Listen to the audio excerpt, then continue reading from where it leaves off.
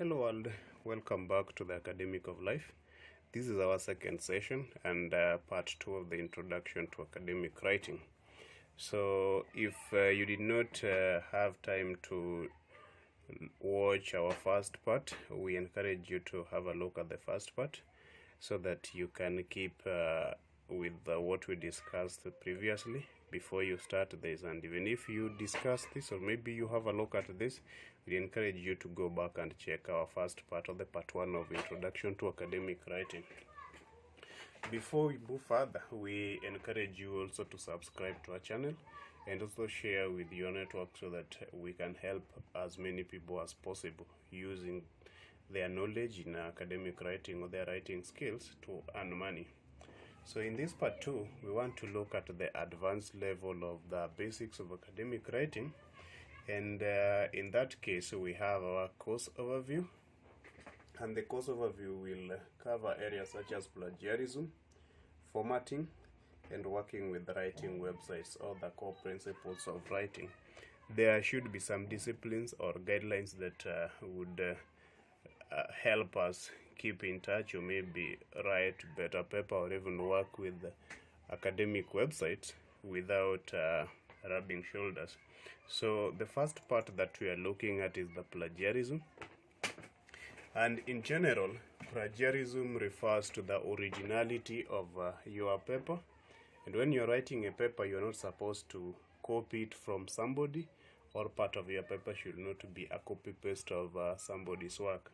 So in this case, Merriam-Webster Dictionary defines plagiarism as the use of another person's words, ideas, or work as your own without giving the credit to the source.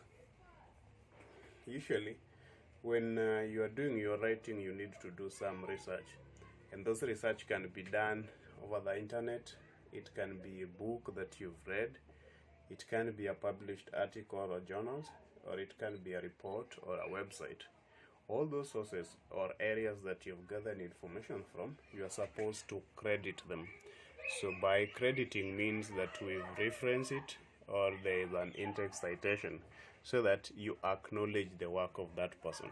So to avoid plagiarism, you always need to credit such sources. So you are advised not to copy, and in case you are doing academic writing and part of your paper is copied or what is said to be plagiarized, then that will mark the end of you working with that website, or you'll attract penalty depending on the type of website or the management of that website.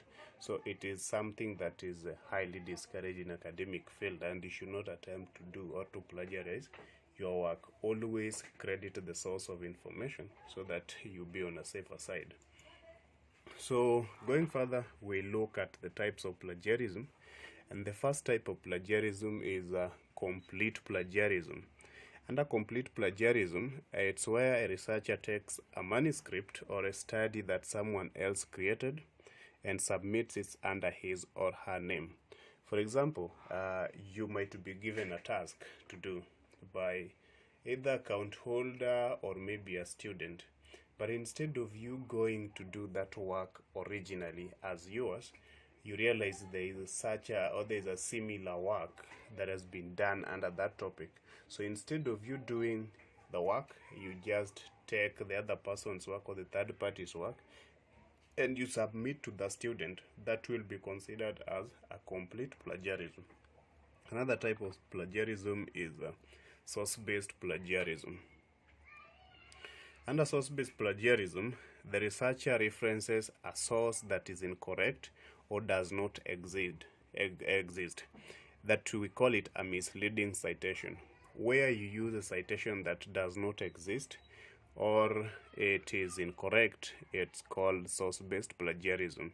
Or it is a situation where the secondary source of data or information but only cites the primary source of information. And this normally happens even with seasonal writers. You realize that somebody have interacted with a secondary data, and instead of referencing the source, the secondary source, you go further and cite the primary source of information. You are supposed to cite everything as it is. You're supposed to cite the secondary and the primary as well. And this type of plagiarism, it's really common in literature review, and even when we are getting our information from published papers or journals. So you are also supposed to avoid that. The third part is the direct plagiarism. Under direct plagiarism, a researcher copies the text of another author word for word without the use of quotation marks or attribution. There are other cases when you interact with a paper or a source, and there is no better way that you can put it into place without quoting it. So you may take it word by word, but you are required that whenever you are putting it word by word, you have to put it in a quote, and after using the quotation marks, you are also supposed to reference or credit the source that you've taken information from. So apart from direct plagiarism, we also have self or auto-plagiarism. Under this section, researchers reuses a significant portions of his or her previously published work without attribution. If you have a work that you've published earlier, or a work that you've done earlier, for example, your thesis or maybe your article, and you've used it in writing a new paper, you are expected to cite that paper, even though you did it, but the work is totally different from what you are doing now currently, so you need to cite it. Failure to do that, we call that a self or auto-plagiarism. The fifth type of plagiarism is paraphrasing plagiarism, and it's the use of someone else's writing with some minor changes in the sentences and using it as one's own. Most people have this problem. You find that somebody may decide just to take somebody's work and to do petty editing here and there, use synonyms, and then change sentence structure or even the position of the paragraph, and then submit the paper. It's not allowed. It's referred as paraphrasing plagiarism, and whatever type of plagiarism, all of it, it's not allowed. It's illegal. And the sixth type is the inaccurate authorship. And in this stage, the researcher contributes to a manuscript but does not get credit for it, or the researcher gets credit without contributing to the work. It's where you credit a certain researcher on a given work, but that work does not belong to the author. So if, for example, you've written a paper, and where you plagiarize maybe Smith, it's not the work of Smith. So that is also inaccurate authorship, and you are discouraged. Always you need to be attentive and keen when you are doing research, or when you are writing your paper. You note down the point that you want to talk about and the author of that paper, so that you don't get confused when it comes to referencing. The seventh type of plagiarism is called the mosaic plagiarism. In this case, the researcher interplays someone else's phrases or text within his or her own research. Or a researcher finds synonyms for the author's language while keeping to the same general structure and meaning of the original work. So you'll find that if you realize that, or if a researcher or a writer realizes that you have got very nice answers from a third party, so you decided that you only change the synonym instead of understanding the paper or maybe the source and then paraphrase it correctly. You only change the wording by using the synonym, and those who understand, those who are well known with the thesaurus, you'll find that they do it more often, or most often. So you're supposed to avoid that. Apart from that, we have accidental plagiarism, and this is the last part, or the last type of plagiarism. The accidental plagiarism occurs due to negligence, mistakes, or unintentional paraphrasing. This is a case where you can just plagiarize the paper, yet you didn't intend to do so, or even you yourself never knew that you are plagiarizing paper. So it's always nice to look at it, or essential to look at your plagiarism index and check if there's anything that you can correct before you submit your papers. There is plug checkers out there, and during your writing you'll interact with them. So before, as we continue training, we'll introduce you also to the plagiarism tools that check whether the paper is plagiarized or to what level, because to some extent you may not be able to avoid plagiarism. You may find that a given percentage like 1 or 2 is noted, but for you to avoid that, you have to check it through plagiarism tools, which we'll discuss later as we move forward. So because we've looked at what plagiarism is, we may ask ourselves, what are the types of what are not considered to be plagiarism? What do we do, or what do we call a paper as it not being plagiarized? So things that are considered not to be part of plagiarism is when there is a common knowledge. Common knowledge is where it's a rule of thumb that if a fact can be found in 3 or more sources, it is considered as common knowledge. For example, if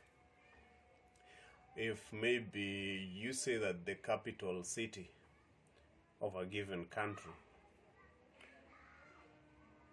the capital city of a given country would probably say that the capital city of Kenya is Nairobi. It's known. It's a fact that is known.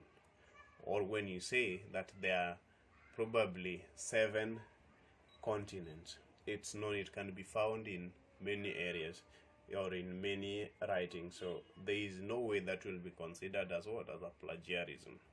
So apart from the common knowledge, it's expressing an idea in your own words and giving credit. If you express a certain idea in your own words and then you go further to credit it, it's not considered as plagiarism. Another thing, it's using direct quote and giving credit. When you use a direct quote, somebody's work or an author's work, and you credit it, it's not considered as plagiarism. So if you look at the second and the third part of what is not considered as plagiarism, you see that giving credit is very important. So giving credit means that you've cited that work to recognize the author.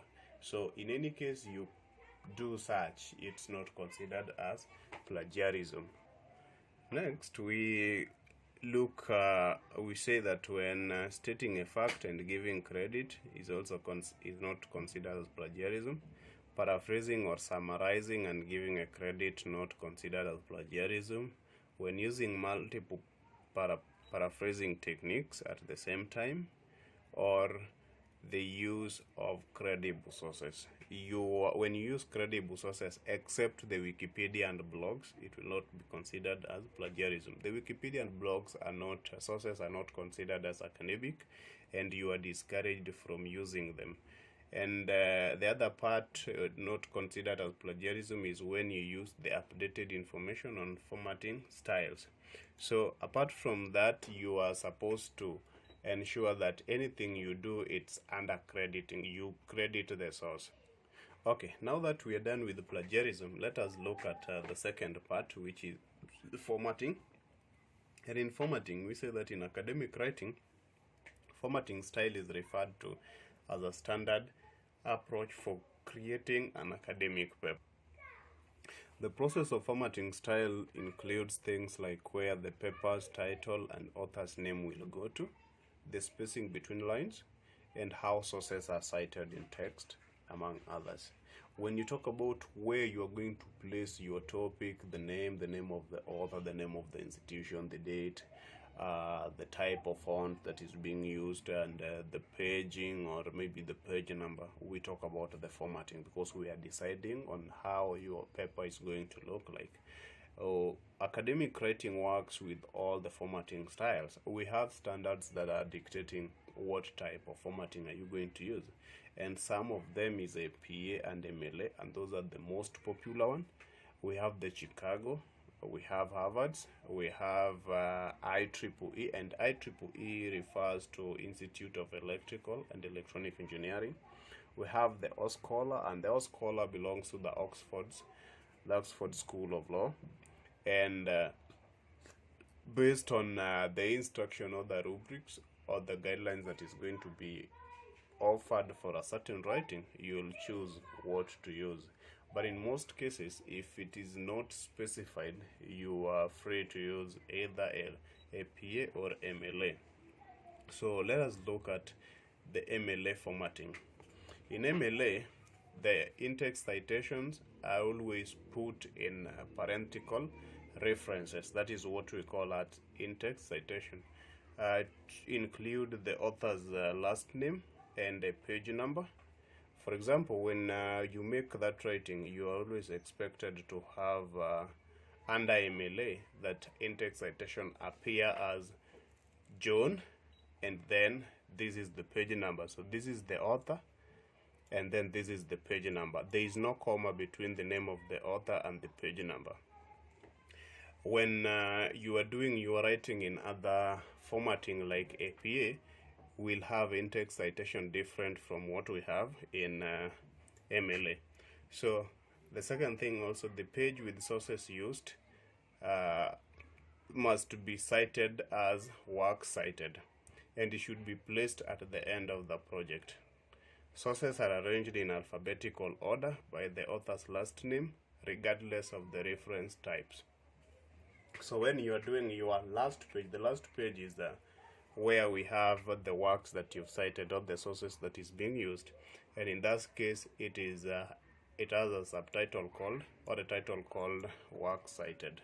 And again, you are supposed to arrange your sources in alphabetical order, starting with the most or the first letter in the alphabetical order between the 26 letters of alphabet. And then we can have a look at the examples of the work cited in MLA.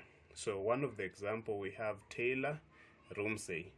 So you'll find that this is the name, and then this is the title of the book or the source, and this is the subtitle. Then this is the year that it was published, 13th June 2003, and then this is the year that the work has been cited or accessed. Then example 2, we have Toscan White being pastor, and then this is the year that the work was published, and then this did not include the year that it was published. So that is the part of it that makes it different from the other. So we can go to the second part of MLA. You say that when you're formatting LMA, how the book will appear, or how the cover page will appear. There is no title in the first place. Then what you need to do, in the upper left hand corner of the first page, write heading in which you should list your name, then instructor's name, then the course name and the date. And in this case, you must use a double-spaced text, Times New Roman and font 12. All these you can access them in your Microsoft Office Word. The second part, you're supposed to create a header in the upper right hand corner, and that header should include your last name, or what we refer as the surname. Then it's supposed to be followed by a space with the page number. Then number all pages consecutively with Arabic numbers. And then the title should be at the center under the headline. So when we'll move beyond this, we'll have to look at how the MLA page will look like. So at this point, we just give out the idea of how MLA is supposed to be. So when we get to that point, when we are designing our first document or a paper that we are going to write in MLA, we are going to see how to apply all this. The second part, we are looking at APA style, and in APA style, the title page should contain the title of the paper, the author's name, and the institutional affiliation. In professional paper, it should also include the author's note. But for a student paper, it should include the course number, the name, instructor's name, and the assignment due date. So that marks the difference between the professional paper and the student paper. You are also supposed to type your title in upper and lowercase letters, which are centered in the upper half of the page. You're supposed to begin the essay from the abstract on the new page, and if abstract, that is only if abstract is required by the professor. There are cases when abstract is not required, or when it is not mentioned, you are just supposed to assume that it is not required. But if it is indicated, please provide an abstract, and abstract is just a summary of what the work is going to be or the paper is going to talk about. So you are required to provide that. Again, there is no header for the student paper.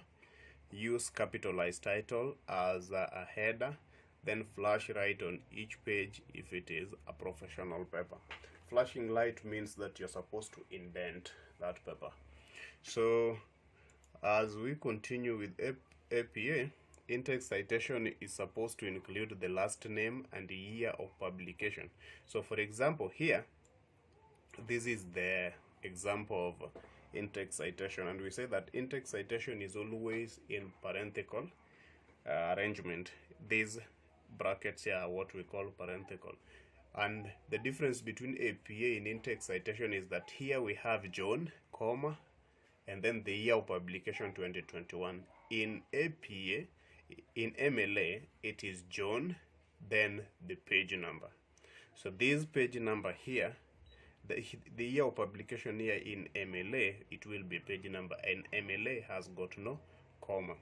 But still in APA, we can also have a page number, and the page number always comes after the year of publication, and it is indicated by P and then that page number. So number 2, the page with sources used should be name references, as opposed to MLA, where we name it as work cited, and it should be placed at the center of the project. Sources arranged in alphabetical order by author's last name.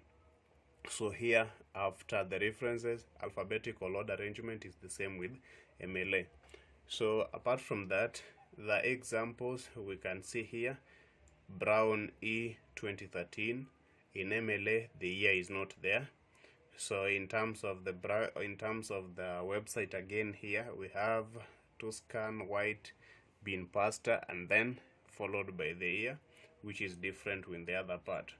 So apart from that, our last part here is supposed to be how to work with websites, or how to work with those who will offer you jobs or students.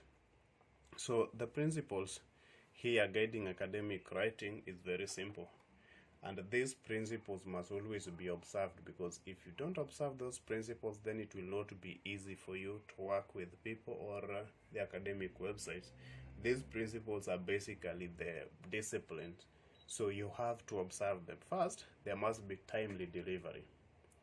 All these assignments have got deadlines, and you must produce them and deliver them within the time frame. So if you know that you cannot deliver, you are not supposed to take a job whose deadline is not within your work capability.